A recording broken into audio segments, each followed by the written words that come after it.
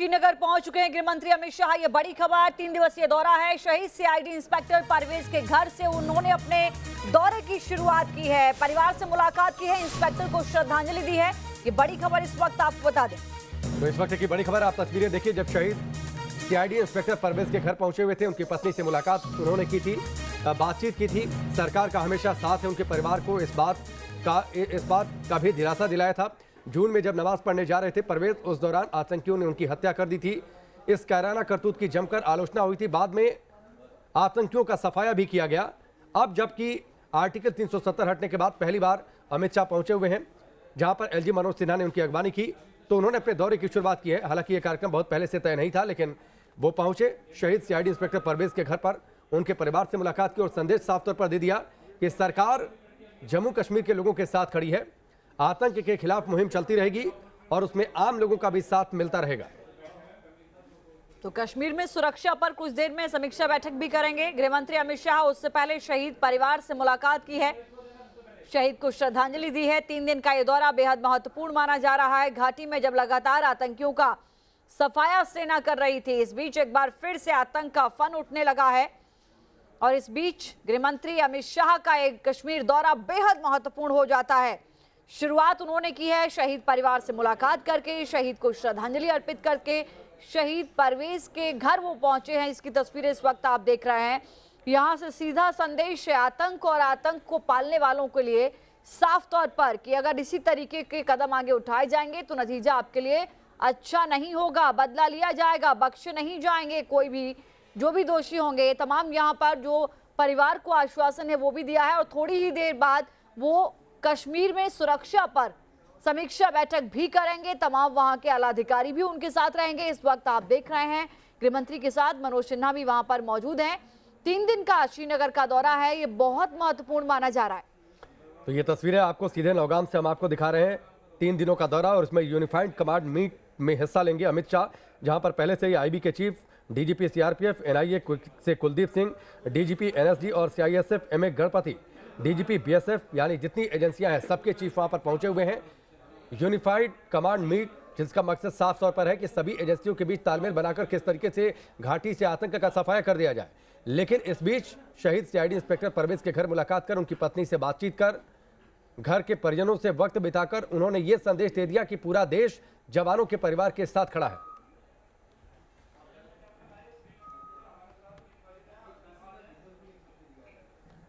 दो सहयोगी इस वक्त हमारे साथ जुड़ चुके हैं। मीर फरीद हमारे साथ श्रीनगर से जुड़ चुके हैं और उसके साथ ही जम्मू से हमारे साथ शाहनवाज जुड़े हैं। सबसे पहले मीर फरीद, आपके पास आता हूं। 3 दिनों का दौरा, यूनिफाइड कमांड मीट, अलग अलग बिजनेस संगठनों से भी बातचीत, लेकिन उससे पहले जो कि बहुत ज्यादा कार्यक्रम फिक्स नहीं था, परवेज के घर पहुंचना, उनकी पत्नी से मुलाकात करना, परिवार के दूसरे लोगों से बातचीत करना और यह संदेश देना पूरा देश जवानों के साथ खड़ा है, यह एक बहुत बड़ा संदेश है।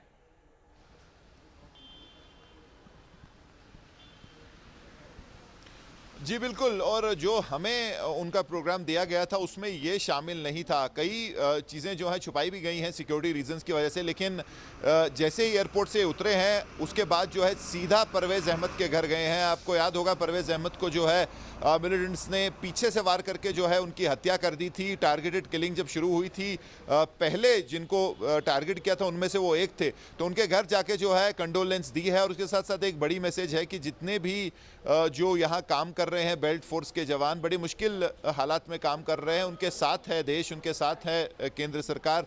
वो मैसेज भी जो है काफ़ी इंपॉर्टेंट है, वो गई है।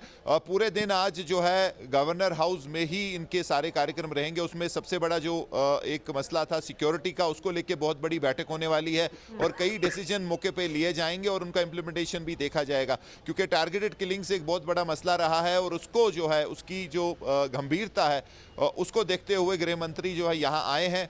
और इसके बाद जो है कई नई चीज़ें शायद प्रोटोकॉल में शामिल होंगी, कई नए डिसीजन लिए जाएंगे जिसके तहत जो है सुरक्षा बल काम करेंगे। उसके साथ साथ कुछ जो है नॉन सिक्योरिटी एंगेजमेंट भी हैं, जिसमें जो है एक यूथ क्लब के साथ वीडियो कॉन्फ्रेंसिस से बात होगी। शाम में श्रीनगर शारजा की जो फ्लाइट है उसकी इनॉग्रेशन करेंगे, वो भी वीडियो कॉन्फ्रेंसिंग से होगी। तो सारी जो एंगेजमेंट्स हैं आज गवर्नर हाउस में ही हैं और बहुत सख्त जो है सिक्योरिटी इंतजाम हैं पूरे श्रीनगर में। अगर आप देखेंगे चप्पे चप्पे पे सिक्योरिटी है, ड्रोन्स का भी इस्तेमाल किया जा रहा है और इवन जो लोकल मीडिया है उसकी भी एक्सेस काफी कम है, तो काफी ज्यादा जो है सिक्योरिटी पे भी ध्यान दिया जा रहा है। जी ठीक है मीर फरीद, हम लौटेंगे आपके पास। शाहनवाज भी हमारे साथ पुंछ से जुड़े हुए हैं, उनसे भी हम अपडेट लेंगे। शाहनवाज, 3 दिन का गृह मंत्री का दौरा है, जाहिर है सुरक्षा के मद्देनजर वहां पर पुख्ता इंतजाम किए गए हैं।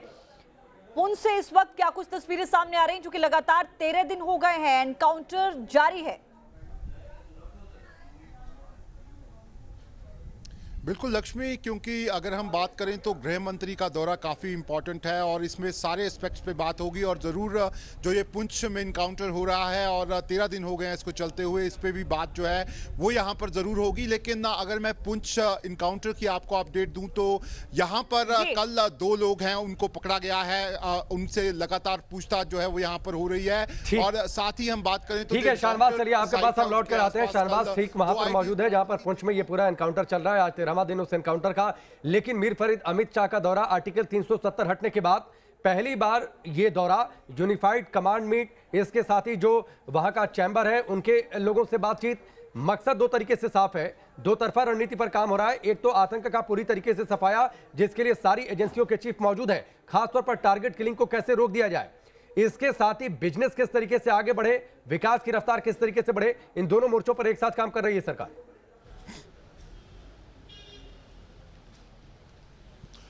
जी बिल्कुल, अगर आप देखें दोनों चीजें एक दूसरे से कनेक्टेड हैं। अगर शांति रहेगी तभी बिजनेस भी आगे बढ़ेगा, लेकिन अगर हालात खराब रहेंगे तो बाकी चीजें जो है रुक जाएंगी। तो सारा दारोमदार हालात पे है, सारा दारोमदार है कि सिक्योरिटी सिचुएशन को कैसे जो है कंट्रोल में रहा जाता है।